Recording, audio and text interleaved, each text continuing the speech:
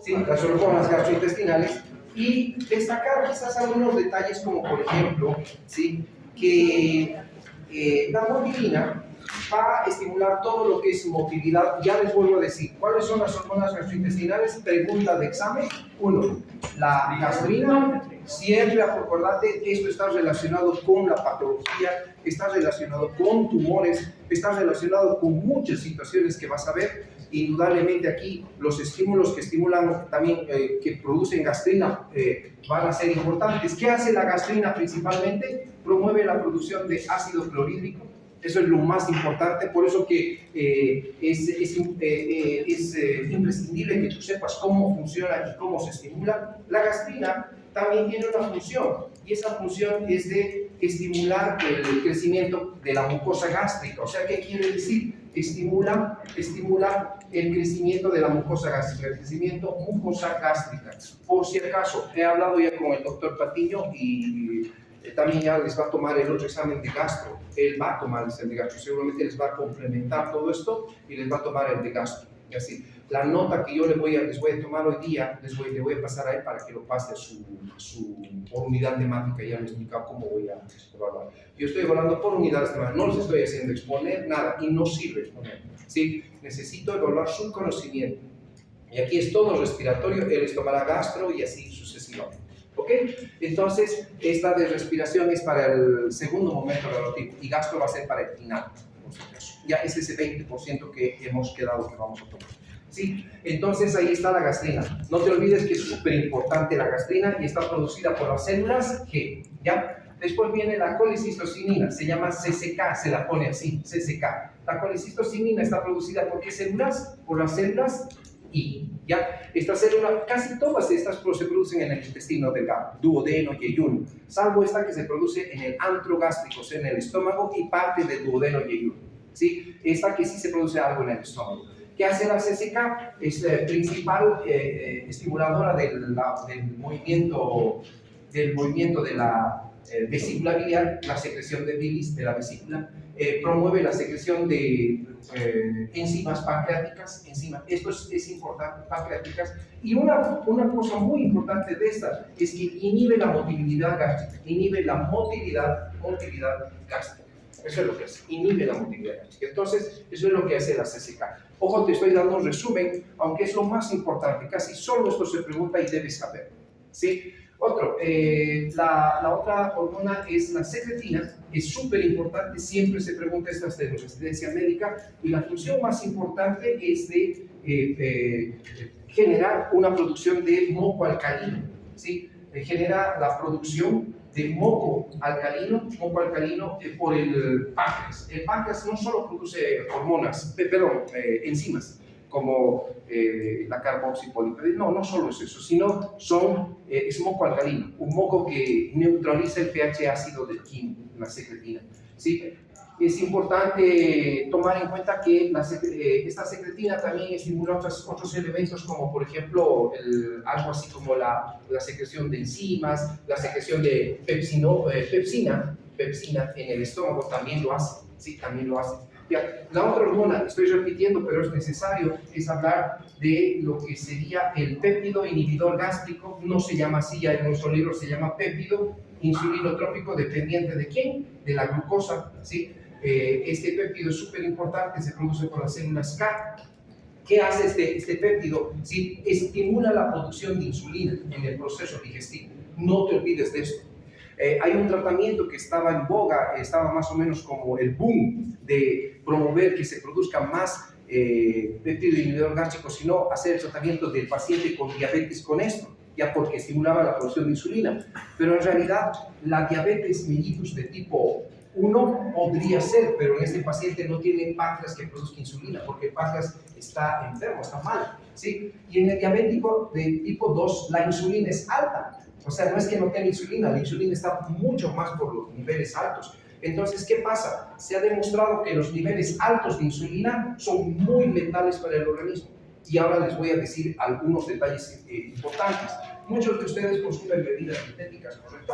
Ya, las que tienen maltodextrina, las que tienen jarabe de maíz, todas ellas. ¿Ya les he dicho en la anterior clase? ¿Sí o no? Del toddy, o no hemos hablado, ¿no? ¿Con ustedes o sí? Ya, el toddy, por ejemplo, tiene mucha maltodextrina y es un azúcar sintético que no es bueno. ¿Ya? ¿Qué hacen ellos? Cuando tú tomas un toddy y una bebida dietética, que sean todas, cualquiera de las 7-Up que tiene, que se llama edulcorante artificial, todas ellas suben tanto el nivel de insulina por la glucosa y el azúcar que ingresa, que eso a la larga produce graves trastornos metabólicos. Ahorita no lo toman ustedes en cuenta, por eso se les sugiere que no tomen ni coman nada dietético, nada, porque es muy malo y se ha demostrado por estos elementos. ¿Sí?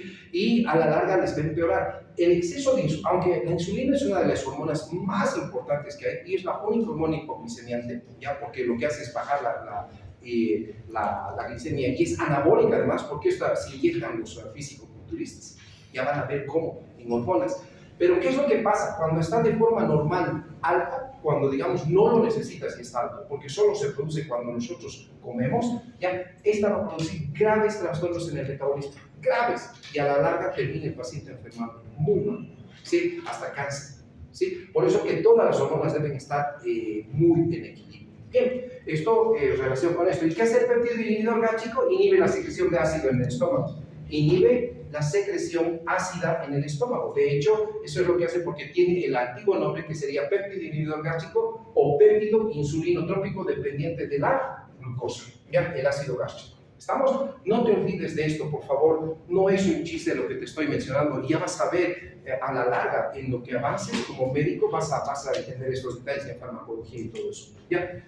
Y finalmente, ¿cuál es la otra hormona? La motilina.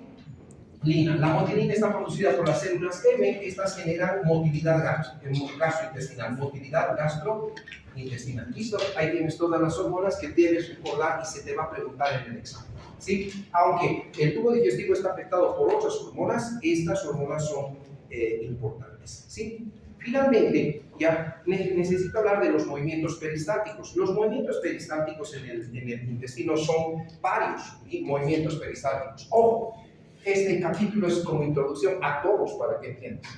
Peristálticos. Sí, los movimientos peristálticos, uno, son de propulsión en el tubo digestivo. Ojo con esto, es importante, y de mezcla. ¿Sí? Entonces el tubo digestivo propulsa, mezcla, propulsa, mezcla, propulsa, mezcla. ¿Sí? Por ejemplo, en el intestino delgado los movimientos de propulsión son segmentarios. Segmentarios. Por eso que cuando tú dibujas un intestino delgado, lo dibujas como lo que se llama la ristra de salchichas. O sea, ¿qué quiere decir? Como pequeñas salchichitas esas que son de cóctel, o de cóctel, si quieres tomar, pues son de cóctel, esas son. Ahí está. Entonces, se hacen estos elementos. Entonces, el intestino tiene movimientos donde produce contracción, deja de jugar con la pizarra, está poniendo nervioso. ¿Ya? No, son la pizarra. Ya, muy bien. Entonces, contracción, relajación. Entonces, esto es lo que propulsa el alimento en el tubo digestivo delgado. En el intestino grueso están las famosas austras, de esta manera. ¿Ya? Y este movimiento propulsivo es en masa. Entonces, uno es segmentario y el otro es en masa. Eso es importante, te van a preguntar y es vital que entiendas. Por eso que cuando hablamos de estreñimiento, van a hablar de trastornos motores, van a ver cómo esto se altera. ¿Sí? Segundo, los movimientos de mezcla generalmente se producen en todo el tubo digestivo, desde el estómago hasta el intestino delgado, y aquí muy poco, pero aquí sí se mezcla y se propulsa, se mezcla, se propulsa, se mezcla, se propulsa. Y en el estómago, por ejemplo, tiene una característica importante, almacena. ¿Pero qué crees que almacena el estómago como una bolsa y ahí no se mueve el alimento? No, almacena, pero mientras está almacenando, el estómago se está moviendo. Y lo que está haciendo es mezclar y mezclar y mezclar y mezclar. En este caso hace mezcla y retropulsión. Mezcla y retropulsión. Entonces, luego eso mezcla con el jugo gástrico y de esa forma se garantiza la digestión del alimento en el estómago. Entonces, ¿por qué? Porque este esfínter siempre está cerrado. El píloro siempre va a estar cerrado. Y hay una cosa que tienes que saber, no debería decirte ahora, pero es para más adelante en los capítulos que vienen después, espero que el docente también te explique. El píloro es muy exigente, te vuelvo a decir, y el duodeno también. y solo deja pasar partículas de 1 a 2 milímetros de tamaño. Vuelvo a decirte, de 1 a 2 milímetros de tamaño. ¿Sí? ¿Qué quiere decir? El quimo, cuando te tragas una carne, lo que sea, debe tener este tamaño de sus partículas para que pase al intestino delgado. Ahora, aquí viene un caso clínico, ya de la parte motora. No está aquí, está más adelante, no debe, o sea, no está en el libro, está en otros libros. Pregunta, a tu emergencia viene un niño con su mamá y el niño tiene 5 años, ¿ya? Y el niño, lo que pasa es que se ha tragado un pequeño tajador o esas cositas, los gases, los ladrillitos, bien pequeños, pero se ha tragado. La mamá asegura que se traga. Ahora, el mismo caso clínico viene con moneda, se traga una moneda pequeña, la que puede pasar. La mamá asegura, pregunta, ¿qué haces? ¿Cómo haces el diagnóstico? Oye, Rosa, ha llegado, es tu sobrino, es tu hermanito menor, y se traga una moneda, ¿qué haces? Es que es un caso clínico que siempre se les va a venir, se les va a preguntar, ¿qué haces? ¿Sí? Estás en el hospital, ¿qué haces? Primero vas a verificar si el niño se ha tragado realmente la moneda o el cuerpo extraño, ¿correcto? ¿Cómo lo haces? Tienes que sacarle una radiografía. Eso no hay problema. ¿Sí? El que esté sometido a una radiación mínima, no pasa nada. Y ves, resulta que el cuerpo extraño, ¿sí? El cuerpo extraño está en el estómago. Ahí está la moneda. ¿Ya? Pregunta, ¿qué haces? Esto está en un libro de fisiología como pregunta de aplicación clínica. Pregunta, ¿qué haces? Primero, uno, le das un laxante. Ojo que es tu hermanito que tiene 5 años, puede ser tu hijo. ¿Sí? 2, le haces una endoscopía para sacar la moneda. 3, le provocas vómito. 4, no haces nada y esperas. Y encima, no haces nada, esperas y no hay que darle alimento. O sea, no haces nada, esperas, o sea, ni alimento, nada, no hay que darle nada. 5, le das alimento. ¿Sí? Le das alimento. ¿Qué le vas a hacer? Elige. ¿Sí? No sabemos, yo sé, porque no te hemos explicado detalles aquí. Pero antes, primero quiero decirte que este píloro deja pasar partículas de ¿cuánto? 1 a 2 milímetros. La moneda tiene por lo menos 1 centímetro, por eso pasaba. Lo bueno es que ha pasado, no se ha tratado la vía respiratoria, ¿o no? Ese es un detalle bueno. ¿Sí? ¿Le darías laxante al niño? Nunca lo es. Nunca se da laxante al niño. Nunca. Ni siquiera ustedes deberían tomar laxante. ¿Les aviso? Ninguno de ustedes debería tomar laxante. ¿Ya? Nunca. ¿Sí? Se puede dar laxante al niño, pero no a un joven ni a un niño. ¿Y por qué no al niño? Porque puede ser peor y deshidratarse peor y ser lo peor que pase. Así que no sale. 2, le haces endoscopía. ¿Te imaginas hacer endoscopía a un niño de 5 años? El estrés y todo. Y el papá y la mamá, ¿cómo va a estar? ¿Sí? ¿Y qué crees? ¿Es barato? Necesitas hasta anestesión. ¿Ya? Y ese tubito delgado que tiene sus ojos es una locura. Puede pasar cualquier cosa, aunque la endoscopía es segura, pero puede pasar cualquier cosa. No se le hace. 3, ¿provocas vómito? No, nunca vas a provocar vómito en un niño. Salvo, hay alguna razón para hacerlo, pero no se provoca. Porque puede el broncoaspirarse primero a vomitar, o puede ser cualquier otra complicación. No se provoca vómito. Ojo. Le vas a dar una de estas cosas, vas a utilizar, o sea, aquí está la respuesta en una de ellas. ¿Sí? No le das nada, esperas y lo dejas en ayunas, o le das comida. Nunca le des comida. Primero. No, entonces, nada de esto, esto está en un caso clínico, y no solo, se les pregunta a los de residencia médica, ¿sí? Para entrar, hay que ponerlo en ayunas. Por lo menos 6 a 8 horas. Yo sé que el niño me dirás, pero doctor, va a tener sed, ponlo en ayunas. ¿Ya? ¿Qué significa ponerlo en ayunas? Que no le des ni agua. ¿Cuál es la razón por la cual este niño va a eliminar esa moneda? Porque lo va a eliminar. ¿Sí? Resulta que el píloro, después de que ha pasado 1 hora, 2 horas de comer, el píloro se relaja más y puede dejar pasar partículas más grandes. Entonces, no te olvides que el niño eso me he olvidado, el niño se ha tragado la moneda justo terminando de comer, pues está con comida ahí adentro. ¿Ya? Entonces, resulta, ¿qué va a pasar? Como está en el pleno periodo prandial, ¿qué partículas van a pasar al principio? Las de 1 a 2, hasta que se vacíe el estómago. Una vez que esté vacío, en 1 hora o 1 hora y media, recién este píloro se va a relajar más y va a dejar pasar partículas más grandes. Dentro de ella, ¿quién? A la moneda. Entonces, como la moneda ya ha pasado estos esfínteres, fácil va a pasar los otros esfínteres y va a aparecer en esas fecales. Lo que quiero es que esta no se quede ahí. hay un detalle. Cuiden las pilas de reloj en sus niños y cuiden que nunca se trae una pila de reloj. La pila de reloj es lo peor que puede tragar un niño. Puede producir hasta perforación intestinal y a la larga cáncer en un niño. ¿Sí? Que no va a ser niño, va a ser adulto cuando tenga cáncer. ¿Ya? Y esa pila, por lo que tiene litio o mercurio, va quemando todo el tiempo el tubo digestivo. Y lo peor, por esas partículas de mercurio-litio, produce esos trastornos. Nunca dejen una pila de reloj cerca de mí y que se trague. En realidad no debería tragarse una moneda, ni una moneda. Así es. ¿Ok?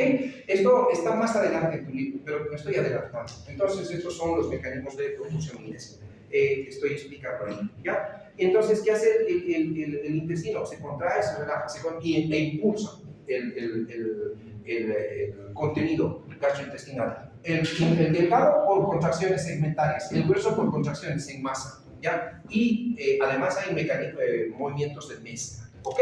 Bien, preguntas por favor. Preguntas. Ahorita ya terminamos y terminamos con lo que es circulación. Aunque ya hemos llevado circulación, pero la circulación esplácnica es exquisita. Pregunta para ustedes, anatomía. ¿Cómo se irriga el tubo digestivo? ¿De dónde viene la irrigación del tubo digestivo? Pero en serio, fuera de broma, ¿quieres ser médico? Pregunta. A ver, ¿te has puesto a pensar y te has dicho, caramba, yo quiero ser médico? ¿Sí? En serio, pregúntate si realmente quieres ser médico. Porque si no te apasiona esto, ¿sí? No te hace ese ras en tu cuerpo, no vas a ser como médico. Esto tiene que movilizar ese ser interno, esa cosa dentro. ¿Ya? Dime. ¿De dónde viene la circulación esplácnica? Porque se llama circulación esplácnica, de la aorta abdominal. ¿Sí? Y en este caso, ¿cuáles son las 3 arterias que irrigan y están representando a la circulación esplácnica? Ojo a los chicos que están conmigo en la plática, damos examen después de esto. Así que mejor estén tomando atención, ¿no? Apúntense atención, porque de esto voy a hablar. ¿Sí? El tronco.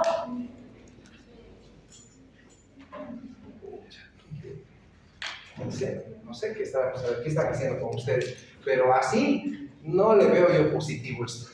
Tronco celíaco. ¿Cómo está conformado el tronco celíaco? La gástrica, la esplénica y la hepática. Bien, esos irrigan esos órganos. La arteria mesentérica superior y la arteria mesentérica inferior. Una irriga la mitad y todo el intestino delgado y la mitad del colon, y la otra el resto del colon y los rectos y mueves, la inferior. Listo. Tienes que saber quién es el cirujano, quieres ganar plata de cirujano, tienes que saber bien anatomía. No es por malo. El cirujano gana buena plata, si es bueno. ¿Sí? Vas a tener buen estilo de vida. ¿Sí? Pero antes, anatomía, pues, ¿qué crees que vas a saltar a ser cirujano? Olvídate, te va a costar ser cirujano. ¿Sí? Así es. Así que no te hagas ilusiones. No te hagas ilusiones. ¿Sí? Bien. Y si tienes a alguien que es médico, tu papá o alguien, y quieres tener quizás ese mismo nivel, pues tendrás que esforzarte para tener ese mismo nivel. No puedes ser, y tienes que tener no solo el mismo, tienes que ser mejor que tu papá si fuera médico. No puedes tener el mismo. Tienes que ganarle a tu papá, no es por competencia, sino que es así la ley. Así la ley. Bien, para terminar, es importante que entiendas que el tubo digestivo tiene una exquisita irrigación por estas arterias, y este flujo, ya, en realidad, está manejado por algunos detalles, como por ejemplo, igual que cualquier parte del tubo digestivo, por los niveles de oxígeno, por los niveles de CO2. ¿Qué pasa, por ejemplo, cuando el tubo digestivo está en pleno proceso digestivo? Cuando está en pleno proceso digestivo, el flujo sanguíneo en el tubo digestivo aumenta en el proceso digestivo. ¿Qué quiere decir? Si yo acabo de desayunar, de comer algo, la sangre en el tubo digestivo es alta. ¿Sí? Les han dicho alguna vez, escúcheme bien, que no entres a la piscina fría o no hagas ejercicio cuando has terminado de comer. ¿Se han preguntado por qué? Los calambres. Ya, ¿y qué son los calambres? Calambres abdominales, no. Además del músculo, sí, pero ya les voy a explicar. ¿Por qué? ¿Cuál es la razón del mundo? No sé qué ven ahí atrás, pero bueno, porque no se ve el rojo y el verde, pero voy a ser con negro. ¿Por qué tienes que esperar una media hora o por lo menos un poquito más para hacer ejercicio o entrarte a duchar. Porque no te puedes duchar, aunque pasa, alguna vez me ha dado tenía que ir y ducharme, ¿no? Porque después de almorzar tengo que ir volando a mi otro trabajo, porque sí, ¿ya? Pero no debes hacerlo, ¿por qué? Cuando tú comes, ¿ya? El flujo sanguíneo se distribuye y se desvía al tubo digestivo. ¿Y para qué se desvía la sangre al tubo digestivo? Para hacer una buena digestión, que el tubo digestivo secrete buenos jugos gástricos en la cantidad correcta y tenga un buen peristaltismo. Pero si por alguna razón termino de comer, ¿qué debería pasar esto? No pasa y me pongo a hacer ejercicio muscular o me entro a la ducha, que ahorita te voy a explicar, la sangre se va a desviar y ¿cómo te puedo decir? Va a ganarle, ¿ya? El sistema nervioso simpático va a decir, no, hay que preservar al músculo, porque él está haciendo ejercicio. Entonces, esta sangre que debería ir al tubo digestivo se desvía al músculo. Entonces, se queda con menos sangre. Al quedar con menos sangre, como está con alimento, ¿qué pasa? El proceso digestivo, ¿qué es lo que hace? Se enlentece, ¿sí? Y empieza a no haber buen peristaltismo, no haber buena digestión. Y el paciente, ¿qué es lo que tiene? Se le distiende el estómago, tiene dispepsia, distensión abdominal, he hecho una mala digestión, me duele, que esto, que el otro, todas molestias abdominales. Y lógico, con eso, mira, como que hay una lucha entre el parasimpático, el simpático, el ejercicio o eso, el ejercicio y el otro. Entonces, partes del músculo esquelético no reciben el flujo que deberías recibir porque algunas partes están ganando aquí, algunas partes aquí, y el músculo esquelético se acalambra. Claro, porque no recibe buen flujo en algunas partecitas. Entonces, esa es la relación.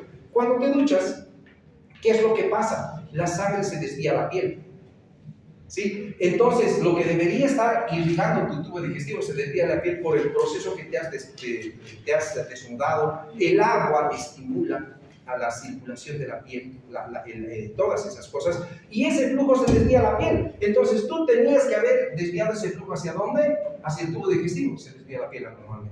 Y se produce anormalidades cuando te duchas. ¿Ya? Igual que entrar en la piscina fría o que produce calambres, no te olvides que hay igual distribución de sangre, muchos elementos. Por eso es que debes aprender estos detalles y para explicar a la gente por qué se producen los calambres, por qué no debes entrar y hacer cosas que no debes hacer cuando acabaste de comer, ¿sí? ¿Y por qué? Porque el tubo digestivo pues recibe eso. Finalmente, ya necesito que entiendas que cuando por alguna razón se produce una disminución del oxígeno, o sea, hipoxia en el tejido digestivo, esto es pregunta de examen, ¿sí? Hipoxia, dependiendo, el libro te dice, sí, cuando se produce hipoxia, ¿sí? Así, en el tubo digestivo, el flujo sanguíneo en el tubo digestivo puede aumentar hasta 50%, es como todo tejido, baja el oxígeno y se produce vasodilatación. Baja el oxígeno y se produce vasodilatación. Entonces, si por alguna razón se produce hipoxia en el tubo digestivo, la circulación va a aumentar hasta 50%, porque por todas va a garantizar el tubo digestivo de estar irrigado. Es por eso. Ahora, importancia clínica de todo esto. Ya, mira, por favor, te voy a destacar esto. Este es el intestino, ¿sí? Y estas son las arterias que están irrigando, ¿sí? Un tubo digestivo va a estar no solo relacionado con la función digestiva y peristáltica, ¿sí? Sino en la función defensiva, de defensa, ¿ya? Una mucosa bien irrigada es una mucosa que es prácticamente difícil de que las bacterias pasen así nomás a la sangre. Aquí están bacterias, ¿correcto? Y esas bacterias son potenciales de que pasen a la circulación. ¿Por qué no pasan las bacterias de tu intestino grueso a tu sangre? ¿Sí? ¿Te has dado cuenta? Y todo el tiempo está llena de bacterias, tu intestino grueso. Y las bacterias están todo el tiempo queriendo pasar a tu sangre. ¿Por qué? La mucosa es una barrera súper importante con el moco y todo, pero esa mucosa es tan fuerte y poderosa gracias a la buena circulación que tiene. ¿Qué pasa con los pacientes que tienen hipoxia crónica, insuficientes cardíacos, todos ellos? Sí, esta mucosa está mal irrigada, no produce el moco de protección, todas esas cosas, y las bacterias a veces pueden pasar y producir sepsis o alguna infección, ¿ya? Y esto pasa hasta en los pacientes que tienen síndrome de intestino irritable, enfermedad inflamatoria intestinal, en el síndrome de Crohn, en los celíacos, etcétera, etcétera, etcétera. Así es que no crean que es un chiste, esto lo van a ver más adelante. El libro no te da este enfoque, solo te habla y punto, pero deberían saber. ¿ya? Finalmente, este sistema digestivo hace vasoconstricción, vasodilatación, ¿ok? Y mediante ese mecanismo controla su. Si hay preguntas del sistema digestivo para lo que es el tema de introducción, me dicen. Bien. Lo que vamos a hacer es ahora es lo siguiente. Vamos a hacer 1, 2, 3. Ahorita yo voy a hacer las filas y en filas, no pueden estar así. ¿Ya?